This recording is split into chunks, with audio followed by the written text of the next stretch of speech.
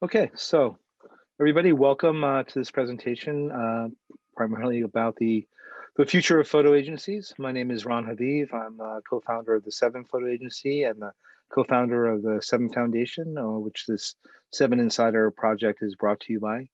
I'm very honored to be speaking with another Seven photographer, Maggie Steber, who really needs no introduction, who's quite the amazing photographer, and of course the esteemed Marcel Saba, one of the greats, if not greatest, photography agent that I've certainly ever known in the industry. And so I think that this conversation is going to be incredibly helpful about an idea, the photo agency, which has been around for quite a long time, dating back certainly to the 1930s, and where, of course, this conversation is not talking about the Associated Press or Reuters or UPI. This is about agencies representing photographers in a very different way.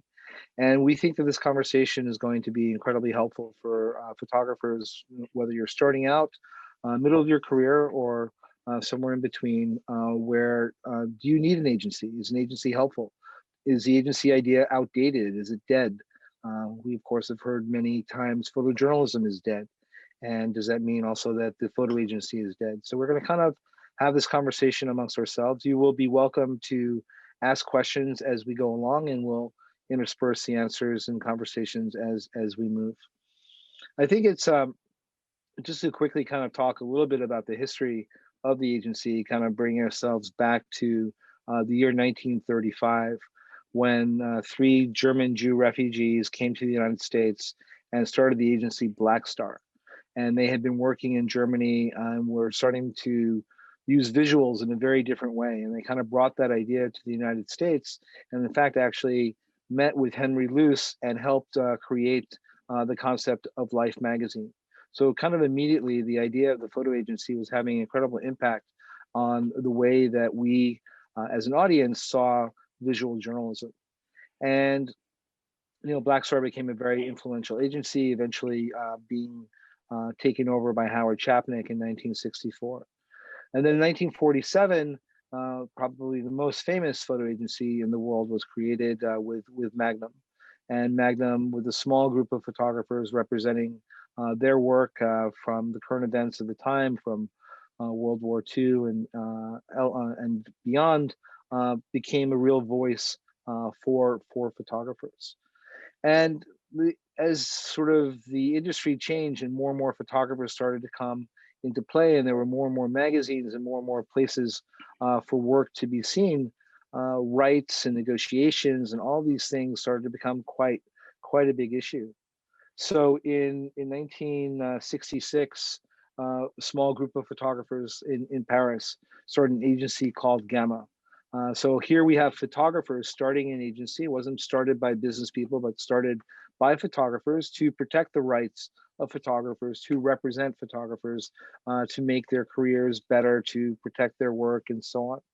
And that was followed a few years later when some of those Gamma photographers started an agency called Sigma. Primarily Eliane Lafont and her husband JP started that agency, and that agency also became very, very significant. And then also at the same time, a Turkish man started an agency called SIPA.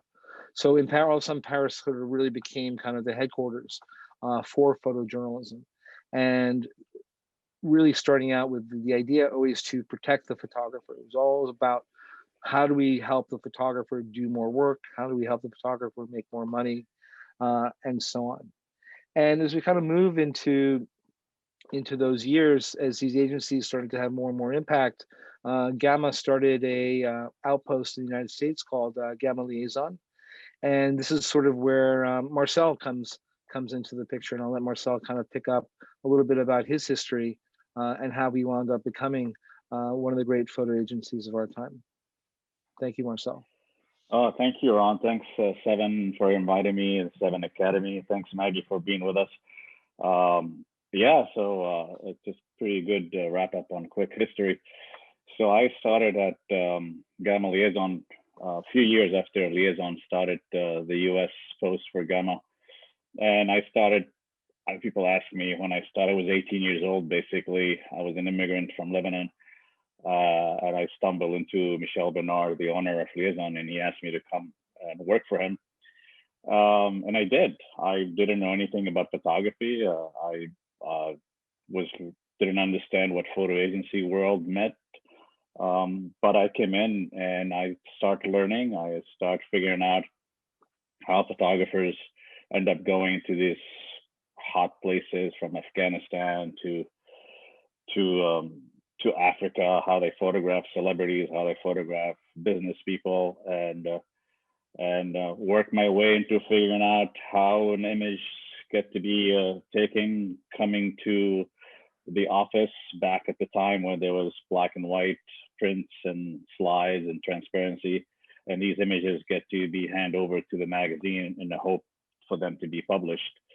From there, I worked there for 7 years.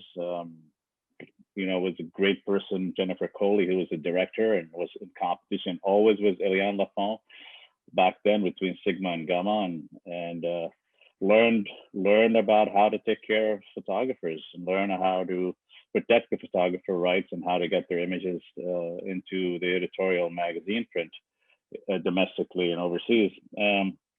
Let's moving fast forward. From there, got an opportunity to go up to a picture group, which was a really small agency based in Providence, Rhode Island. And he was just a genius in a way that was so different from Gamma Liaison, not just covering world photography, but he had a knack on finding photographers. Back then, you have to remember, there was no internet, there was no searching the web for a photographer, but he had a photographer like in Boise, Idaho, that can shoot an assignment and shoot a story, and so he had this relationship with all these photographers across the country, and magazines back then really relied on picture group to come to him and ask him if they have somebody who can shoot something for them in Miami, or something for them in New Orleans. So from there, the experience grew from me learning more about the international coverage from Gamma to learning how a small agency branched out and had photographers across the country, and had magazine really rely on them to come and hire the photographers, because they needed to find photographers. The stories were across the globe, so to speak, and he had, like I said, he built helped him build the network beyond the U.S. And so Picture Group grew to an international photo agency, to a point where I felt like there was no room for me to grow. And by then I really felt the need to work for myself and venture out, and back in 1989 and started Saba Press Photo, where you and I, Ron, met 2.5 months later. And again, worked at, ran Saba, had great time working there, great photographers, many photographers I still work with. One of them still, Mark Peterson, Jeffrey Salter, not just to name a few. And it grew Saba from a small agency to be a major player, and competing with people back then was the Gamma and the Sigma and the SEPA of the world. There was no Corbis, there was no Getty. Magnum was always existed, like you mentioned, and got to a point where it grew too much, and an opportunity came in, right or wrong, to sell the agency to Corbis, which I did, and back in 2000. So which I hurt a lot of people through that process, a lot of photographers.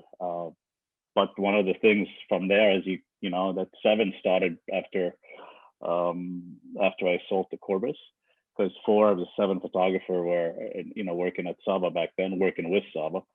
And then worked at Corbis for 19 months exactly. Didn't feel the direction, or maybe I underestimated what a big corporation that's owned by Bill Gates want, and how to serve the photographer. And I felt like I didn't belong there, and decided to luckily able to break away from the contract to sign up with them, and took some time off and started Redux in 2003, and 17 years later, we are here today. Right. Redux is an assignment agency. Started as an assignment agency. We didn't have one pictures to license out, but from the assignment, the archive started to grow, and in a relationship I had with magazines and photo editors, art buyers, and relationship I have with agents from overseas, all of a sudden, beside an assignment agency, we became an archive agency that's carry on licensing images for photographers we represent and for photographers we don't represent. And we started working with partners domestically and overseas to license and syndicate their work, and get their work published out there. So that's really a quick run up to where we are today. You know, there's ups and downs, as we all know in this business. You know, the crash of the print media in 2008, which affected a lot of us. There's always been changes, and my observation was always to fight for the photographer and get the photographer presented to the editors who have the power to hire the photographers, and be the middleman in negotiating the day rate, if I can, to a better day rate, help negotiate, look at the contracts, which we know there's so many contracts today that issued by these publications, and navigate through the process of introducing them to an editor, build that relationship with them for the editors. We'll get into these details in a little sure. bit more. So, but this kind of just sort of setting the ground. And Maggie, if you could just sort of join in a little bit about, you know, your experiences similar, you know, during that time. I know because you were without agencies at points of your career and with agencies in very serious relationships with some of them, and just kind of touch a little bit about that. That would be really helpful. Just kind of give us a background, and then we'll start talking more about some of the benefits or pros and cons of being working with an agency. Well, sure. Actually, I was making a list of the agencies I belong to, and now I'm with 7, and it is the 7th agency I've been with. How appropriate. Yeah, I've been married so many times, it feels like sometimes, because it is sometimes like a marriage, you know, that it can be a very intimate, close kind of relationship, or it can be more distant.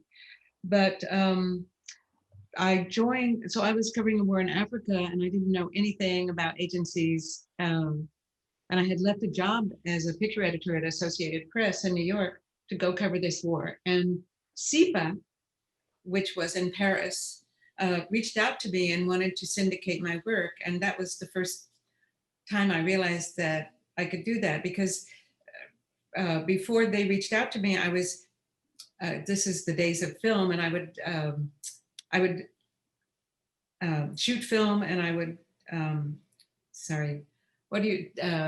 I can't think of the word. I would develop it.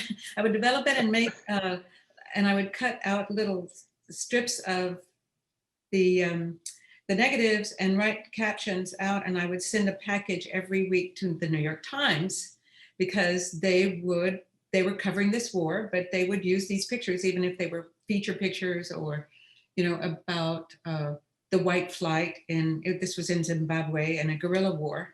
And so I was just kind of doing it myself. But then suddenly here was SIPA, who could really get my work out there. And that made a huge difference, and it was so much easier. So I belong to generally SIPA. When I came back to the United States, I worked with them. I continued to work with them for a little while, but I just thought it's such a big agency, and I felt a bit lost in it. And so then I joined 2 or 3 other smaller agencies. One of them I can't even remember the name of, but a very nice person, Mark Greenberg, was one of the photographers. And but that didn't last. And then Alain Julien, who's a very good friend and French, we had a small agency with about 5 people, and for a couple of years, but it was so much more work than we could really handle, and that didn't last.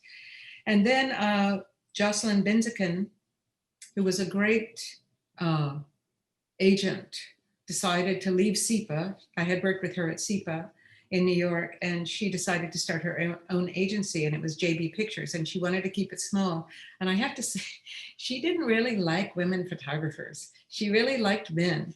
And because if you think about it, in the history of photography, it has been such a male-dominated business, and even a lot of the magazine editors weren't so interested in hiring women. And I know that because I was going and knocking on their doors, and they were always much more interested in the men. But once in a while, you broke through, and that changed over time, much for the better.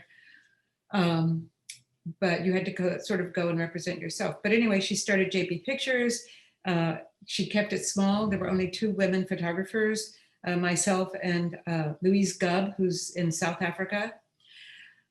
And that was really like the first year of Visa pour l'Image. We went to Visa, and we were like the darlings of that festival. And it was pretty amazing. And we got to meet all of these editors at European magazines. And that's something that also an agency can help you do. Anyway, that was a great small agency. And I have to say, if anything put me on the map, it was Jocelyn. And because I was not a great photographer, but I was learning to get to be better, and I worked really hard. And at some point, something shifted, and I got to be a better photographer. And she really went to bat for me with editors who kind of thought, oh, well, she's okay, but you know. And she said, wait, you haven't seen her work lately. And so she was really good at selling. And she had also been a picture editor at Time Magazine for a long time. So she knew her stuff. She was a tough little cookie, and not always easy, but really brilliant in so many ways. And then she decided after a little while that she was going to leave the agency, and it shut down. And so a lot of us who had been at JB Pictures went to Saba because it was small. And also Marcel had a great reputation, and Mark Peterson, you know, was at JB, and I was at JB, and I know 1 or 2 other people were, but I can't remember. Anyway, and so we went to Saba, and I was pretty happy there. And then, well, this is the thing, is that agencies come and go, and there's many reasons for that. But we totally understood why Marcel did what he did, and it made economic sense, actually, because it costs a lot of money to run an agency. If you do it right, you have to have a staff as well. It's a lot of work to take care of the archives. It's a lot of work to take care of the photographers who are always complaining or whatever, needing help, you know, in one way or the other.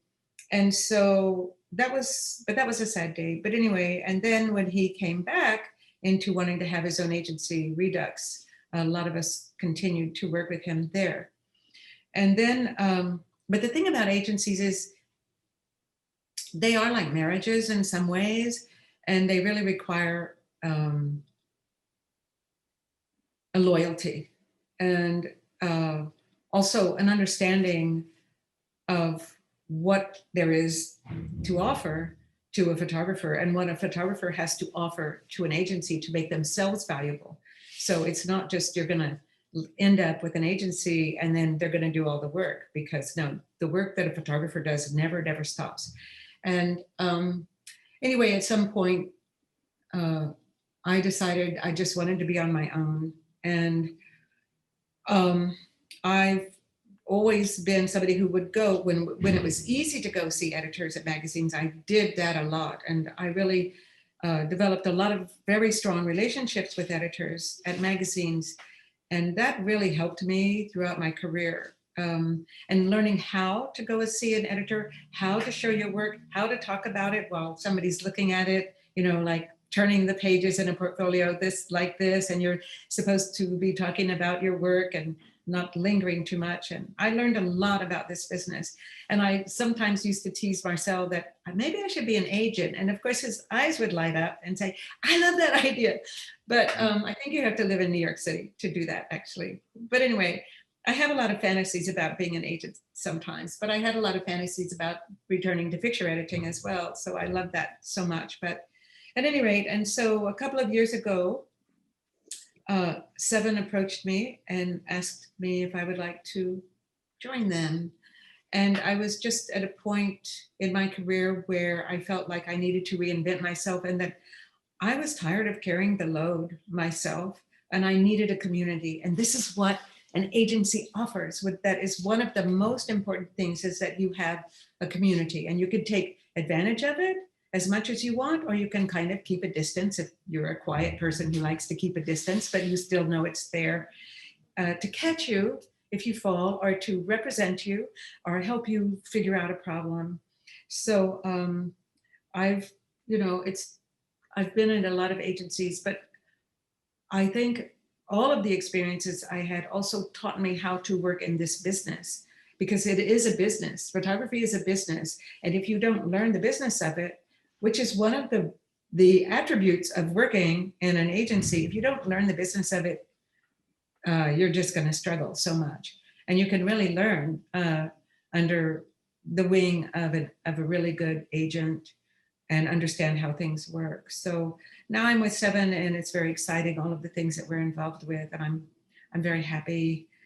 And so there are also, but I wanted to mention something else, that's not everybody is meant to work at an agency, because there's all kinds of things that these gentlemen are going to talk more about, but there are percentages, and that even if you join an agency, you shouldn't, as a photographer, be relying totally on them to get you work, that you also have to put yourself out there. You have to develop relationships with photo editors, and you have to know what your market is. Who do you want to work for? And then become students of those publications, and not just, everybody wants to work for the same 5 publications, Time Magazine, National Geographic, the New York Times, and a few others.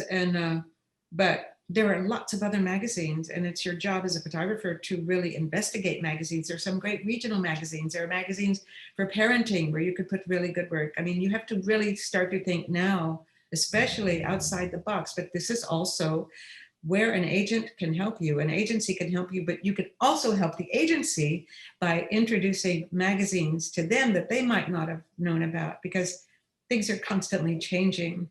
But another thing that's really important to understand is, if you're not sure that you're a person who wants to belong to an agency, there are lots of collectives. And this is a whole new idea that has sprung up since the internet. So there's lots of wonderful like-minded people who you can see a lot of their work on Instagram, like the Hikari Creative, beautiful work. And the photographers in that collective really do a lot of similar work, and they support each other, they encourage each other.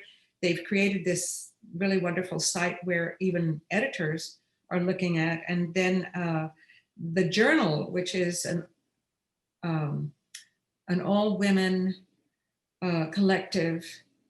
These women, and also people who are identify with that gender, and they're all members of Women Photograph, but the Journal is independent of Women Photograph, and they are on fire. I think they're a marvelous collective, the Journal, and I really encourage everybody to look at it, because they're really working together in the most wonderful way. So, and there's always some new sorts of agencies popping up. MAPS is a new agency that you should look into. So you have to do the research, because there's agencies all over the world. And Marcel and Seven both work with sub-agents, agencies in other countries that then also sell your work. But it's important to understand that they also take a cut. So, you know, your main agency will take, let's say, 30% for an editorial. We'll get into the business side in a little bit. But anyway, that's how it works, and that's how they get your work out. So I think I'm kind of an independent sort of person, and I think not being with an agency for a while really was a good experience for me, because it really taught me a lot more about the business. But there comes a time when you just don't want to be doing it alone anymore, and you like what some agencies are doing, because they're doing more than just representing you and selling your pictures. So that's what Seven's doing. And I think Marcel is doing some things like that too. So yeah. Great, Maggie. Thanks. Yeah, and just sort of a quick little recap of just of my history with agencies. I had started working in New York and freelancing for Agence France Presse, which was a wire service. And after some success with them, they had offered me a staff position, but I had felt that I really didn't want to have a boss or be able to be told where I can go and where I couldn't go. So I figured, oh, I should become an agency photographer, but not really understanding what that was. And I went off on an assignment covering refugees in Hong Kong, and I I met a photographer, Frank Fournier, who said, "Oh, you should come." And he was a contact photographer. Come and meet Robert Pledge. It'd be really great to have you at Contact. And I went and I met Contact. I met Jeffrey Smith at Contact, and he said to me, "We have no interest in working with you, but go shoot Kodachrome for a couple of years and come back, and maybe we can talk." I was like, "Okay, well, that's not exactly the reception I was looking for." And then I took my work that I had done and went and met Jimmy Colton who was running SEPA America at that point, one of the greats in the photographic industry. And Jimmy said, "Sure, you want to be a SEPA photographer? No problem." And all of a sudden I was a SEPA photographer and sent them my work from that one story. Was very much quickly didn't realize that SEPA wasn't exactly right for me. I didn't speak French, and their main office was in Paris and so on. So I really, again, was sort of confused, but I knew I wanted to be an agency photographer still not totally understanding what it meant. And then I met this photographer named John Giordano, who was this amazing, boisterous, incredible guy who could do anything with a camera. And John said to me, I was at Picture Group, and this guy from Picture Group, Marcel Saba, has left Picture Group to start his own agency. So let me give you an introduction, and you should go over and meet Marcel. I was like, "Oh, great, another introduction." Really positive. And I go over and meet Marcel, and I have my little portfolio with one story and one famous collection of photographs that I had taken earlier in the year. And Marcel looks at me and goes, "Yeah, I don't want to work with you." So it's like, okay, great. So maybe this agency thing is really not a good idea for me. But I still kind of kept kind of persisting in the idea, and time went on, and I was still freelancing for AFP, and then all of a sudden in October of 1989 there was a coup attempt in Panama, which is a place that I had taken some photographs earlier in the year that has some impact. And instead of calling AFP for an assignment, I called Marcel. I said to Marcel, "Hey, I'm thinking about going to Panama." Marcel's, "Okay, give me half an hour." And half an hour later, Marcel had some money from a Canadian magazine called Maclean's. And from that day on, I was a Saba photographer for the next 12 years or so. And it was this, again, exactly, I think this idea about this relationship, because I talked to so many photographers today about, "Oh, I want to join Magnum, or I want to join Seven, or I want to be with Redux, or I want to be with Polaris or Contact or VU or somewhere else." And it's like everything is, I think, is possible for all photographers, but you have to think about not just you want to join them because you think they're X, but it also has to really be correct for you, right? Because you are giving them your work, your life's blood, your name, and they are doing the same to you. And this is a very important relationship that has to work together in order to be successful. And I think that the same thing in 1989 as in 2021. That it's this idea about working together to build your career and having similar goals on what you want to do, and also understanding what they can do and what they can't do. And I think that there are now an amazing amount of opportunities in photography. And there are certain personalities and types of photographers that want to have that home. And there are other people that do very well on their own, which is also great.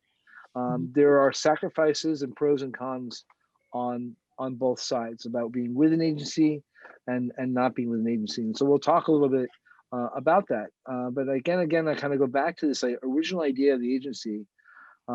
specifically with the French, with Gamma and Sigma, where they were created by photographers to protect photographers. And for the most part, in many situations, in many relationships today, we have the opposite, where the photographer, and I'm not, again, not talking about staff, not talking about being a Getty Wire photographer, AP or Reuters or so on, which is a completely different conversation. But the idea of the freelance photographer being represented by Getty, not the Wire, but the other part, or other places, is actually kind of working for the agency rather than the agency working for the photographer, which is one of the reasons why the collectives were started, but also one of the reasons why, specifically why the reasons why we started we started Seven, the 4 Saba photographers, myself, Antonio Kotachville, Gary Knight, and John Stanmeyer, joined with James Noctway, Alexandre Boulard, and Chris Morris, came into this idea, and it was without question not a unique idea. It was an idea that Magnum had done, that Network had done, and other cooperatives had done, where photographers were sort of taking their own power and deciding to do something. We were just doing it at a time when everybody thought that Getty and Corbis, these mega corporations, were buying up everything and were going to control all the imagery. So nobody thought that Seven would survive. And we survived with a lot of luck because of what happened in the world. We were formed 2 days before 9/11. And James Noctway, who was in New York at the time, took the most seminal photographs of that event. And that kind of launched us. And then all of us dispersed to Afghanistan and New York and Iraq later and so on, covering everything, doing great work, but also being supported by our contracts with Time and Newsweek magazine and relationships with other publications. We were able to financially survive and also make an impact with our work. But what I think one of the most exciting things that we felt at Seven, when looking back at it now in perspective, was that we showed that there was a room in the industry for Corbis and Getty, and there was also room in the industry for the small agency. And so you had in 2007, you had Noor starting with great photographers, Stanley Green, Kadir, and others with the same model. And then other agencies, small agencies, starting with photographers. And that exists to today. Everybody has this ability to do something with their work, with their friends, whether it's a collective or more formal kind of agency or so on, if they so desire. And there are benefits and there are disadvantages of all that. And we always have to think about, you always have to kind of juggle, like what makes sense for you as a photographer. And I think it's really, in the end, it's an incredibly personal question. And nobody can ever tell you, like, this is the right way to go or that's the right way to go, because there are many photographers who are doing incredibly well on their own. And there are other photographers that really need the mechanisms and the benefits of having an agency, having somebody represent them, having staff to rely on. These are, can be incredibly helpful. So these are things that you always have to think about. We're going to kind of talk about like what we look for, what Seven looks for in new membership, what Marcel looks for in photographers that he represents. But at the same time, it has to go both ways. It can't just be the photographer begging to come, oh, I want to be part of you because that's the only opportunity that I have. You have to go to these places very specifically with the understanding of how is it going to help your career? What is it going to mean? Because very often that an agent will promise you, like, yeah, we're going to take care of you, we're going to do this, we're going to do that. And then all of a sudden you just become another name on a list, or all they wanted you was for this one great story that you had. And then they syndicate that and sell that. And then all of a sudden they stop talking to you. There are a lot of really sad stories about relationships between photographers and agents going badly. And there are even worse stories where there are times when, because there's money involved and you don't know as a photographer, you have to put a lot of trust into your agent, that you're going to get paid the money that you were told, that the money coming in from a sale in Japan eventually winds up in your pocket once it kind of makes its way through the system. So there's a lot of trust involved, and there have been unfortunately, unsavory characters over the years that have not done this. And so one of the things, again, is that you want to be able to be completely comfortable knowing that who's representing you is taking care of you, taking care of your name, taking care of your photography, and ensuring that financially you are being treated well. Which is really why kind of a full circle thing for Seven is that once again we Seven are represented by Marcel. That Redux represents Seven, which is kind of just a tribute to our trust that we've had with Marcel, many of us from the beginning of our careers, but also till today, that Marcel runs an agency that is above board, that never have to be concerned about financials, that you know that he has your best interests at heart. He might not be able to succeed all the time, but still that you know that somebody's doing something for you. And that's a really big thing that you have to ask yourself and ask the agent when you're going to your prospective agent and have that conversation about that relationship. Not just be super happy that they want you to come on board, but understand that this is a road that works both ways. And I was hoping, Marcel, you could talk a little bit more from like your perspective of like, you know, when you're talking to photographers and so on, like what do you tell them? Like when they ask these questions, or do they even ask these questions? Are they just so happy to have a meeting with you and try to do anything to get on that Redux roster that they don't pay attention to all the other details that they should be? No, it's a good question, Ron. And I think I think this today photographers have so much more knowledge of what they're looking for, what they need to ask. Very few of them. They go to school. Obviously, some are self-taught. They go to school of photography.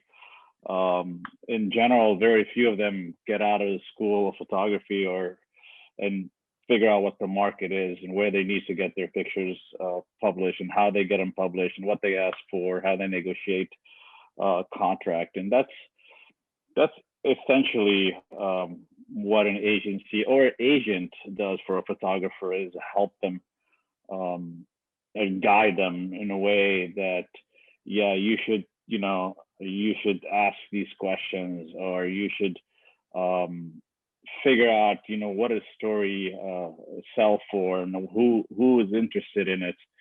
So some photographers come in they already, like Maggie said, they already have 5 magazines or 5, this online, five people they wanna pitch it to, but sometimes they don't realize that the world is bigger than just 5 magazines.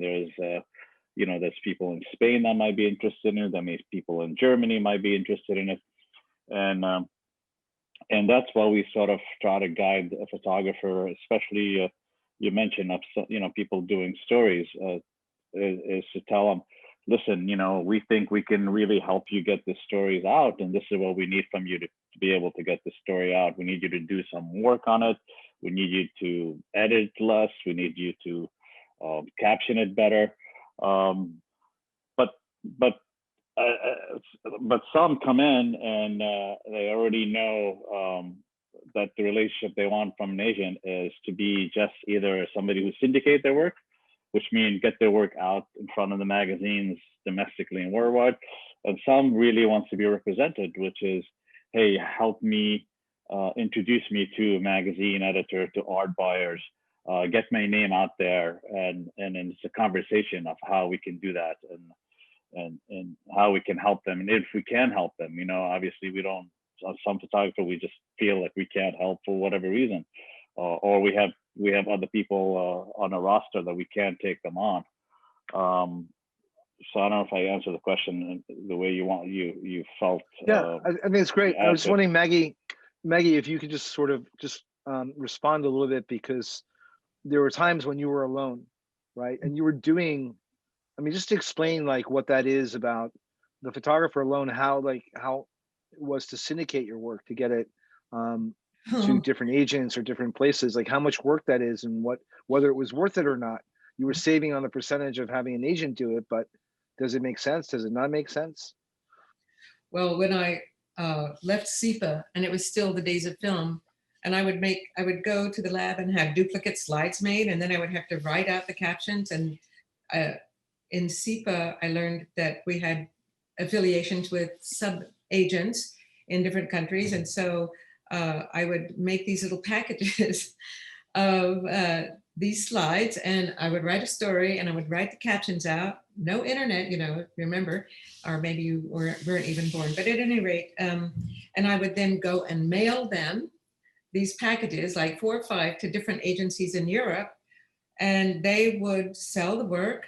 And then I still also had to then deal with the tax issues, because I had to pay taxes on the income in those countries as well as here. And it was a lot of work, and I would start my mornings at 8 a.m. and by midnight I was still working. So it was a lot of work, but at the same time, it strengthened my relationships with those agencies overseas. And I really learned a lot about what kinds of things they were looking for, because the American market is one thing, but the European market is a completely different one, and they have different interests and that sort of thing. But it's a lot of work. And even now with the internet and all of the things that have made our lives easier in some ways, have also made our lives more challenging, because there's so many photographers, there's so many people who want to be photographers, who think they can be, and don't realize it's really a business. And making contacts with photo editors now also is very challenging, because photo editors are also, there are fewer and fewer of them, which is a really, in this moment where photography is huge and really telling stories in ways that are very popular. You'll find at publications there are fewer and fewer photo editors, which I think is a huge mistake.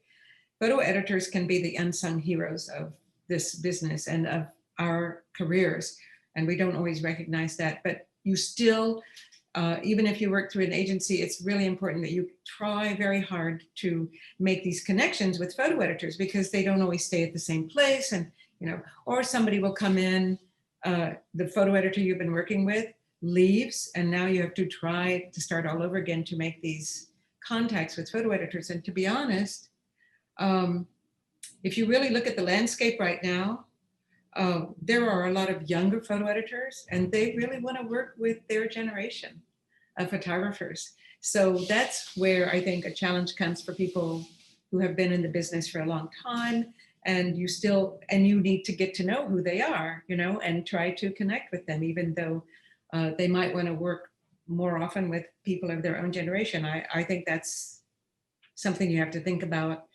If you're somebody who's been in this business for a long time, how do you constantly reinvent yourself and make people be excited about what you're doing? And I find that there's a lot of different ways to do that, including I mentor a lot of people just on my own, as well through Seven, and I love that. But one of the reasons I do it, and I don't charge for that, but please don't start, you know, don't start sending me emails and messages, but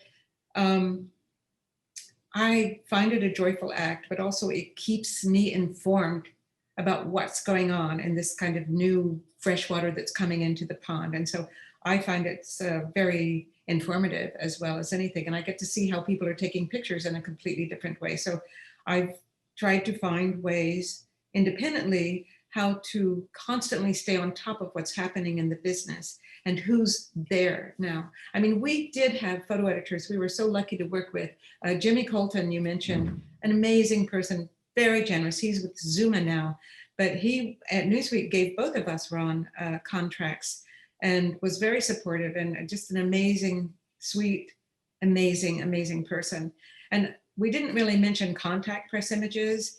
That was also in its earlier stages, was really one of the main smaller agencies, and doing very, very well. And Robert Pledge, an amazing person in this business as well. But I think just to go back to this relationship that you have with an agency, it is absolutely a two-way street. You can come in with a really great project and then the agency helps sell it. But then what's next? You know, what are you going to do next? So you, as a photographer, you constantly have to be thinking about the next thing, or what are the ideas, or and be aware of what else is going on. Who else is doing something? You know, are they doing the same story that you want to do? Has it been done many times? Even if it has been done many times, how are you going to approach it in a new visual way? So it's exhausting, actually, but it's exciting as well, because this career, this business gives us a key to unlock so many doors and learn so much about the world and about people and about issues. And we really need photography now, because fewer people are reading, and that's a terrible thing. But you know, the visual story is really important now. So I think that's really something to be important. And I think that's why so many people are drawn to be photographers. But again, if you don't learn the business, if you don't understand who your market is, who do you want to work for, and become a student of those publications and find out who those photo editors are. I can't tell you, every time I teach a workshop, when I say, well, who's your market? People look at me like, what's that? And I say, well, these are the magazines or the publications you want to work for, or NGOs as well, which are the non-governmental organizations that go and work in different countries and are dealing with different issues. And there's lots of work out there to be had if you know how to research it and find it. But again, people always want to go, you know, I've had the good fortune to work for National Geographic for some time. And people always say, oh, that's my dream. And I say, well, do you know how to get your foot in the door? It's with a project. But it can't just be anything. You have to be a student of what are they doing? What, you know, because the Geographic also has changed over time. They used to be kind of this, you know, geographic cultural magazine, and their audience was kind of middle-class white Americans. And now it's all over the world, and they've changed. They have brought in many more people of color, different countries, younger people, a lot more women. So if you don't constantly study the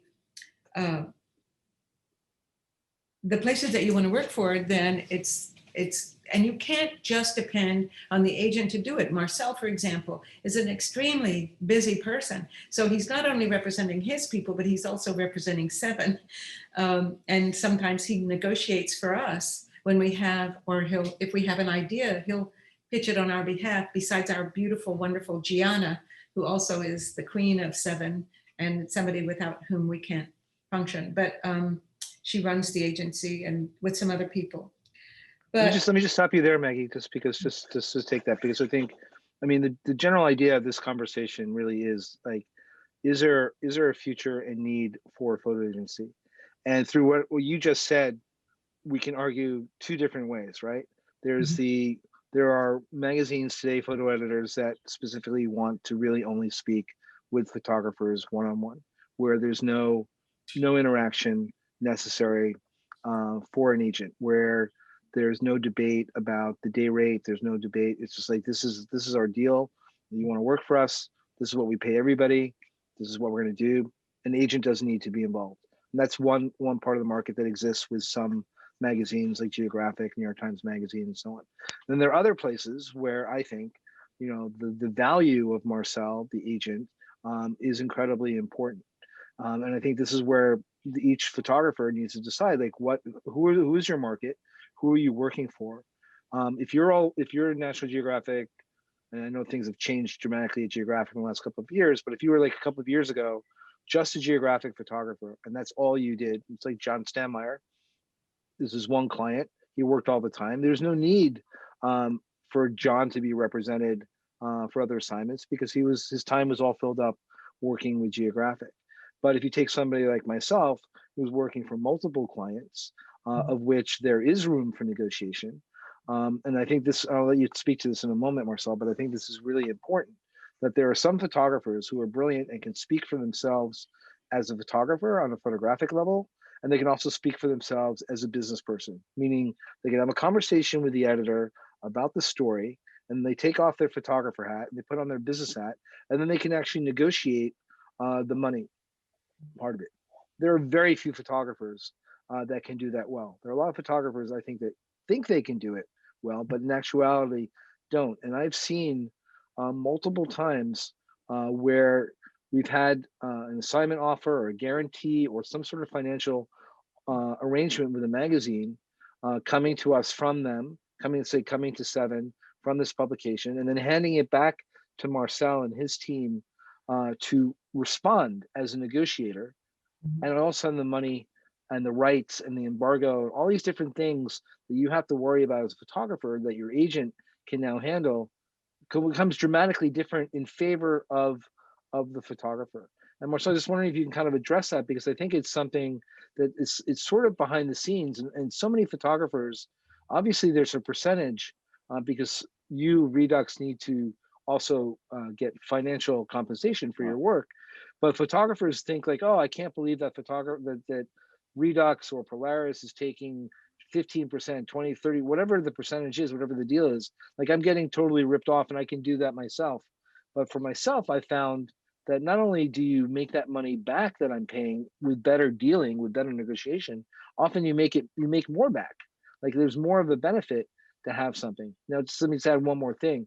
For myself, I really don't like talking about money with the editor that I'm dealing with on the creative side, right? If there's like a set deal, like that's it, okay, that's fine, we put it away. But if there's negotiations to happen, I don't want to be talking about like the way that I'm going to approach a story and then saying, well, then you need to pay me $2,000 more in order for me. I find that, for me, I find that incredibly uncomfortable, and I really would prefer to have a third person do that because they can talk more bluntly. And then if anything goes wrong, it doesn't fall on the relationship between the photographer and the editor. It's the agent that deals with it, and the agent, if they're like Marcel, knows how not to let things go out of hand and get really bad. But there are times when things can get really bad when you're talking about money, both making the deal and then also, don't forget, collecting the money afterwards, which is a whole other conversation that if you're not with an agency, you have to then also be a collector. And there are magazines and publications and book publishers and so on out there that it could take 1 year, 2 years, 3 years, or you never get paid. And so you're constantly having to go and kind of do that. So Marcel, I'm sorry, I just want to if you can kind of talk sure. about some of these other things that agencies do, even as the market is shrinking, which we all acknowledge, but there is still money out there. There is still ways to survive as a photographer. It's true on all this, on all what you mentioned. So, I mean, basically, Maggie said it, it's a business, right? And people, sometimes photographers have a problem letting go of that percentage because they feel, hey, this is my work, it's my talent, people are hiring for me, I can do this by myself. And true, and we live in today's world where, everything is our fingertips, and editor can find photographers directly. So the role we play for us, especially at Redux, and just not me, like you mentioned, there's people behind Redux and the team that sort of help photographers. We are introducing photographers to various people in the print media or the ad world, and we're getting their work in front of them to facilitate the editors to get to know them fast. And from there, the creative part, obviously, we leave it to the photographer and the editor to talk about whatever job they're doing. And our involvement is always to make sure they're getting paid correctly, they're protected. Because remember, everything we do is right managed. Their right is protected. There's no such thing as this is a final fee for us. We believe like we can negotiate. Sometimes it's tough, but we can always go beyond negotiating for what the magazine asks for. Try to be the business side for them, where we say, look, we're not the bad guys. We're basically protecting the integrity of the photographer. We're basically telling that in a magazine, no, they need an assistant. No, you know what? They need extra travel. They can't drive for 7 hours and just be paid a flat fee. So make the editor go back and push for more money, even though they come in high strong about what they can pay. So our ability to push further, and try to figure out if this is the best deal for the photographer. Can we do more? Can we find ways, maybe to justify this heavy commission that photographers feel we're taking away from them? At the end of the day, we may be able to get something more. And then the commission, we take 30% on assignment. The commission is doesn't really matter because we protected the photographers, right? We have syndication right for them right away instead of a bigger embargo. And these are the things that we can help photographer with. So like I said, beyond the introduction and getting their work in front of the editors, helping them out with logistics sometime. We do a big part of logistics for the photographers and getting them credential, find them an assistant, getting them a hotel, find them, because sometimes you can't do everything as a photographer, especially if you're on a crunch. And those are the things that people forget that an agent can help photographer with, little minutia, the day-to-day stuff that's beyond just going in and shooting something that's so easy. And I understand the economic of things, and I understand photographers. Not everybody, like you said, not everybody wants to work with an agent. A lot of people feels comfortable today. They can reach art buyers or photo editors directly. But I feel our role, especially at Redux, enhance and protect the photographers and getting them, the best we can get for them, and making sure we keep track of the embargo, making sure their work, is copyrighted, it's protected, making sure they're going to get paid, making sure their work is invoiced, and so on. I'd like to add something, and that is Please. that we sometimes have to sign contracts, even for editorial coverage. And anybody who's ever looked at a contract is just like, it's a different language. And this is where somebody like Marcel or, somebody in the agency really can make a difference, because you have to sign these things, and you might be signing something away that you have no idea about, because really it's legalese, and it's like, it makes you crazy. And then the other thing that I think it merits mentioning also are the archives. So this is also a place where your work can be kept.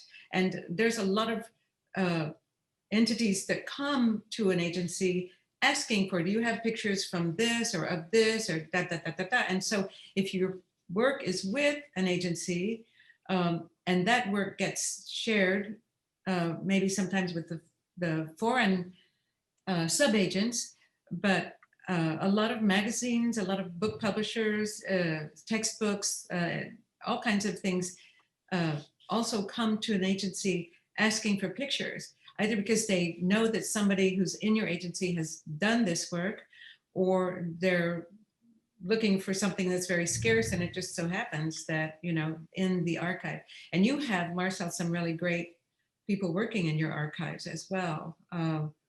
So this is great. I mean, this is a really good point, Maggie, because it brings up part of the positive part, but it also brings up some of the negatives, right? Depending on the deal that you make and who's representing you, right? So there are certain agencies that won't sell their work for less than a certain amount of money, and there are other agencies that will sell your photograph for $1 or 50 cents, or syndicate your work, of which you get nothing. So this is where, again, the relationship between you and the agency is incredibly important for you to understand, because not every agent is going to be right. Maybe one agency, the syndication is almost useless for you, but they get you more assignments, or maybe their syndication sells for very little money, but you sell thousands at 50 cents versus hundreds at $50. These are things you need to understand. Photographers don't ask these questions. And they're so those that want to be part of agencies are so kind of desperate to become part of it that they often just want to attach and don't ask all the deals. So if you're going to be speaking to agencies, it's important to understand break it down. What do you need from them? What do they do for you? What's fair? What do you consider fair? And what do you not consider fair? And also just understand that things are constantly changing. Just a couple of years ago, Marcel and I were at a meeting with a major publication with lots of other agents who were offering a new contract that was dramatically changing the way that 10 or so different magazines were going to pay their photographers for space rate, for day rates, for all these different things. And we're sitting there with business people and editors and so on. And the agents are trying to fight for the photographers. And the magazine is saying, that's great that you guys are trying to fight for your photographers, but we have all these other photographers that just signed the contract without even complaining. They just signed all their rights away and changed it. And then when you would talk to those photographers, why did you sign that contract? Oh, because I really want to work for that magazine. So you had the agents representing other photographers trying to fight, but you had more photographers basically breaking it and saying, no, we don't care. We'll do whatever you want as long as we can still work for X magazine. And this is a problem with the industry as itself, is that we don't protect ourselves. And when we do have people that are out there to protect ourselves, we're not letting them take that lead. So it's a problem for all of us. It affects everybody, whether you're with an agency or you're on your own. It's an issue. And we have a few more minutes. I want to take a couple of questions. And Marcel, there's several questions asking about, like, how would a photographer present themselves to you? Do you want prints, a digital website? Do you meet with them in person? Well, well, we live in a different world today. Obviously, we're not in an office, but my door was always open. I don't think that message get out that often. I meet with photographer personally. They can come in, they can show prints, they can show a slide, they can do a projection if they want to, they can do an iPad. There's no structural way that we are so rigid by looking at work. Right now, people can send stuff to me directly, send me a link to their work, send the story to their work, send the Dropbox, send the WeTransfer. So we're very, very, very flexible at looking at work till the day we can meet again, which hopefully will be sooner rather than later. Yeah, we're always open to see work. There's this misconception of how rigid we are, but we're not. People are free to send work. And just not to sidetrack, because it's very important to distinguish two things that we do.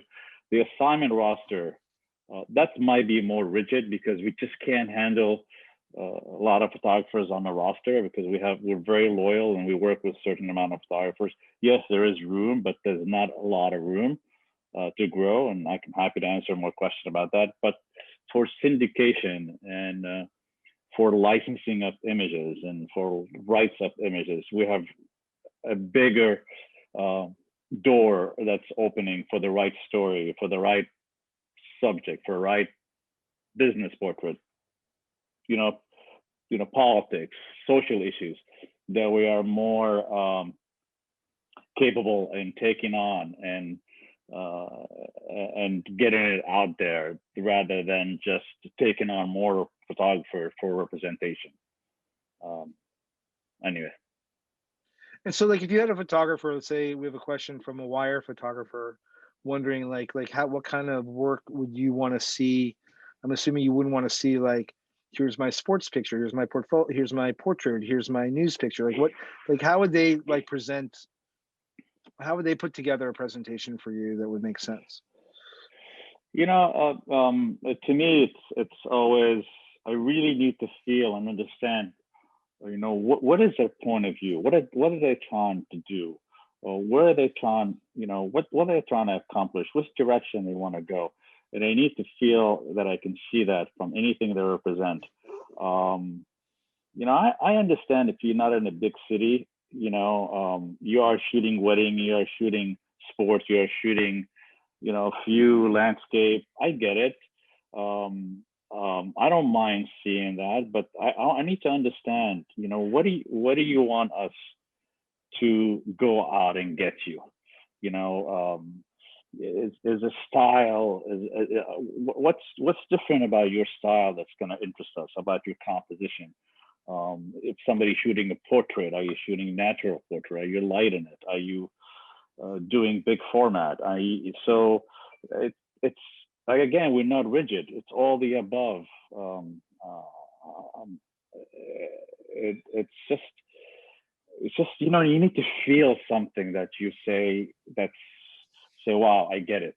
I get this. I get this photography. It's really, I feel it. It's really what I'm looking for. I understand. I can get somebody interested in it. I feel good about it.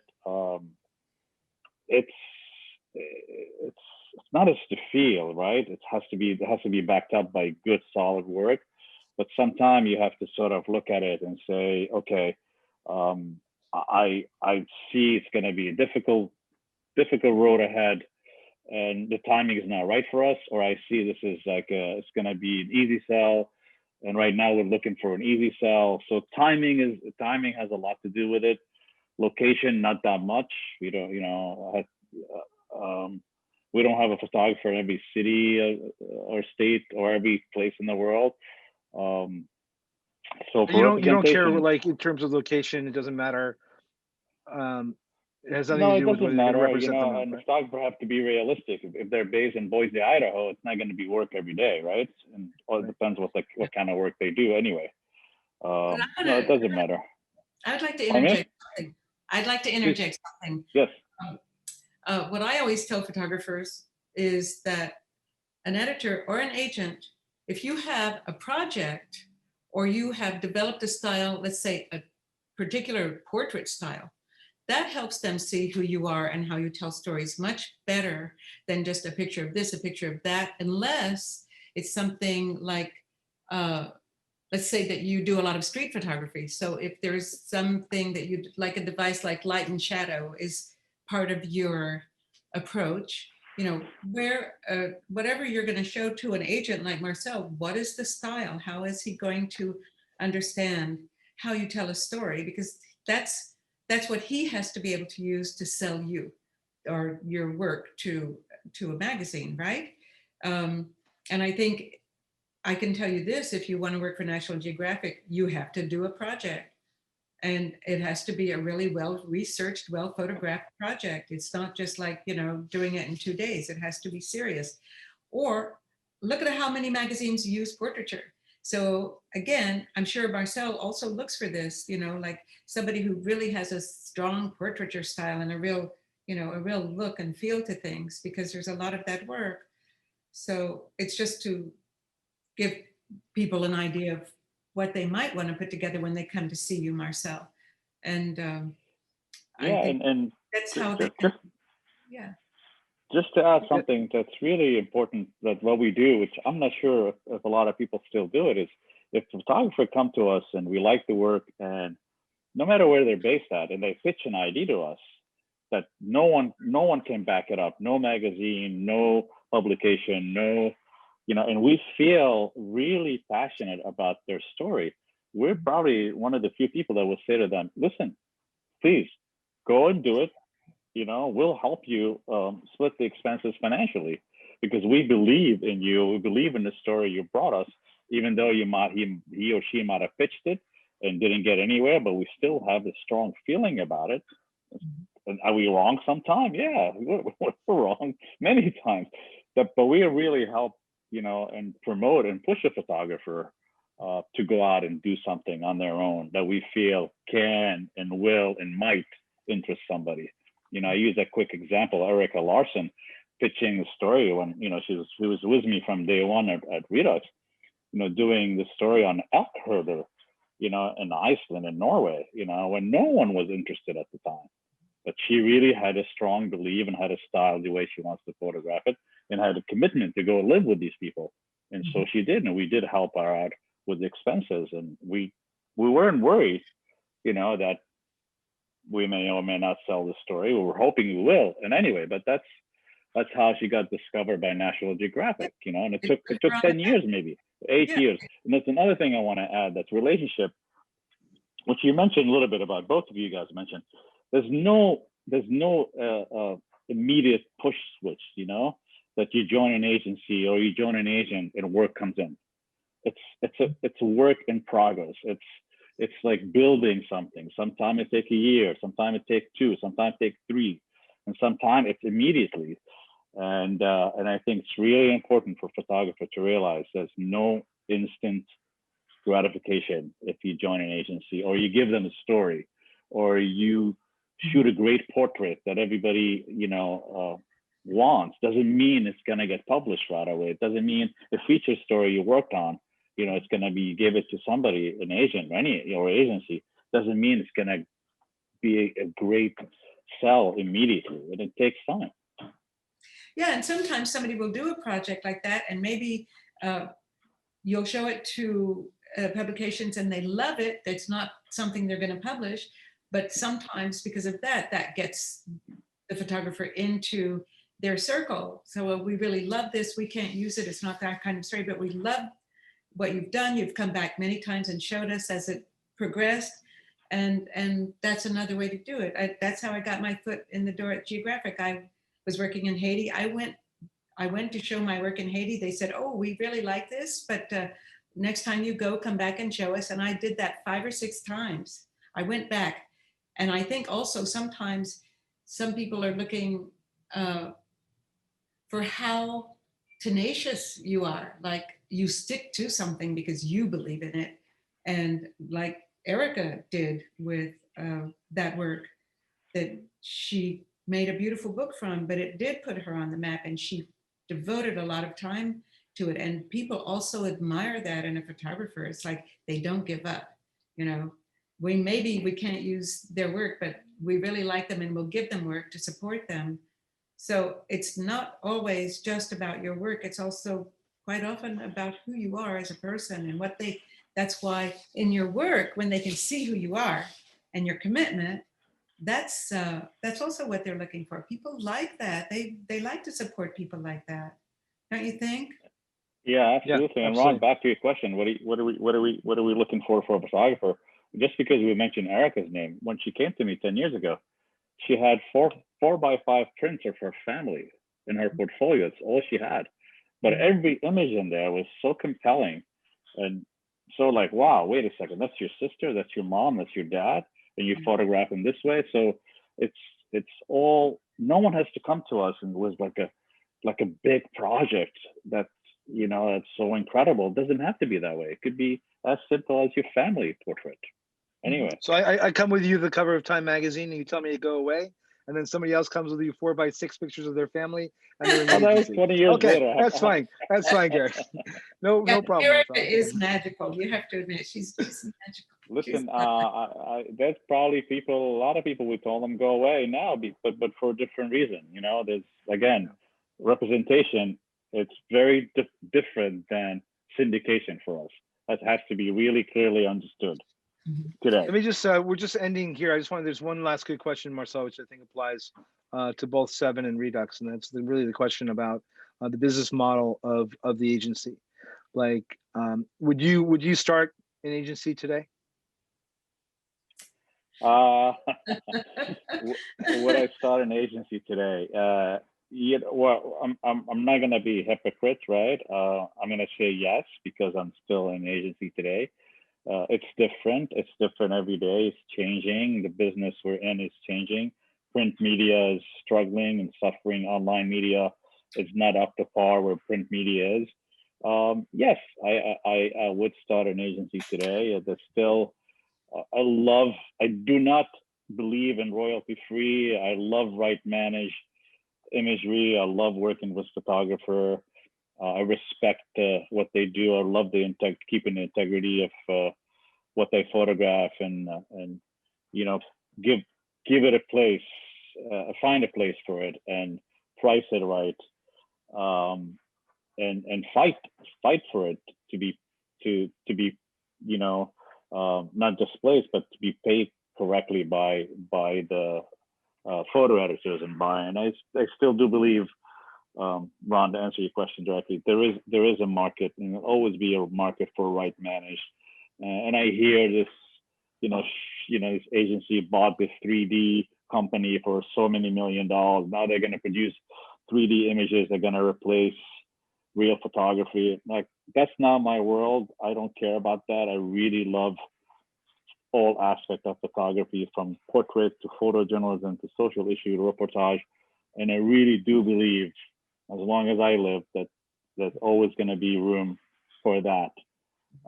We're never going to be into any royalty-free imagery, only free images. This company, like, I don't want to mention name, they're producing images to give them free to their clients, right. So they can come in and buy other stuff.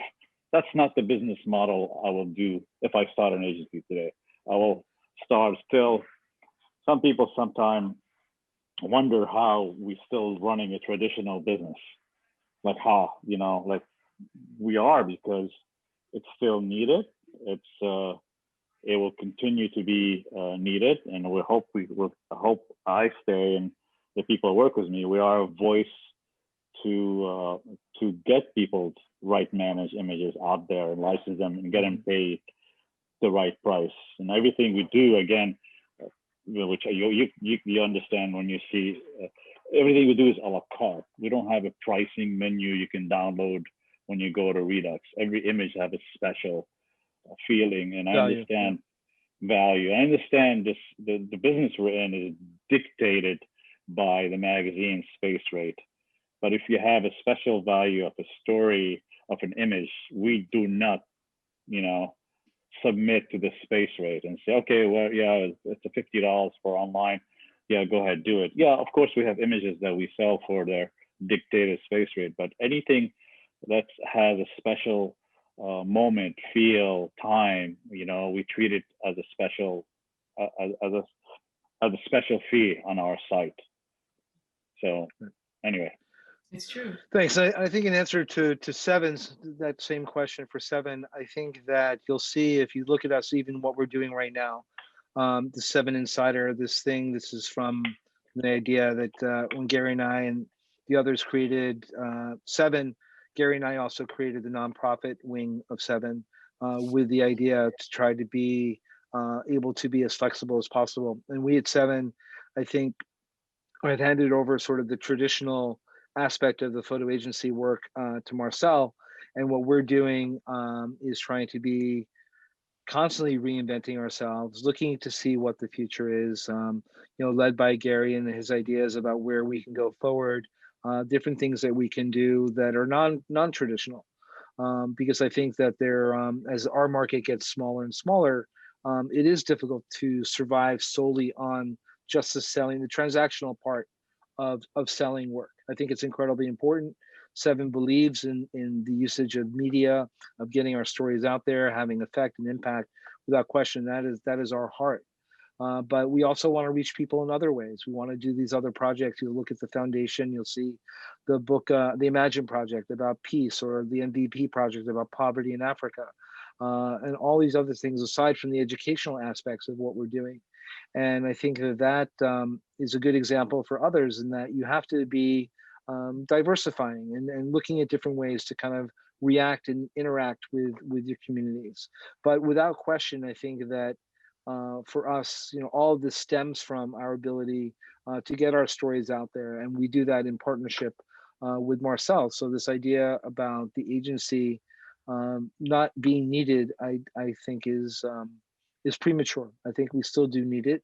I think not every individual photographer needs it. They can survive in many good ways on their own. But I think at the same time, there are real benefits of which I think we spoke about, and there are some, disadvantages which we also spoke about. So I think in conclusion, no, I want to have one Maggie, last. please go ahead, Maggie. Because somebody asked a very important question about race. And with all of the Black Lives Matter and all of the things that have been happening for the last couple of years, a lot of, let's just say, we'll speak about one race right now, but let's say people of color. A lot of people of color have really, who were working in the shadows quite often, have come out and to the forefront. And that was a very wonderful thing, because it's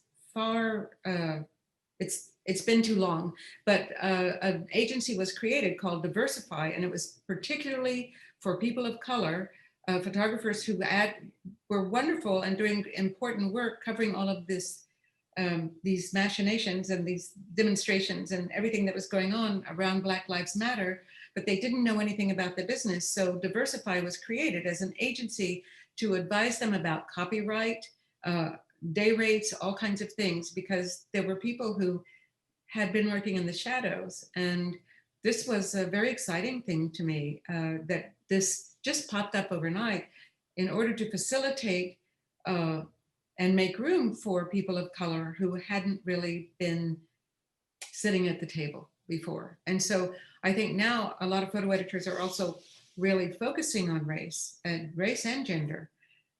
So that's something that didn't always happen before, but I think it's because of what's been going on in the streets and in the politics and that sort of thing. So there's a lot of room for everybody.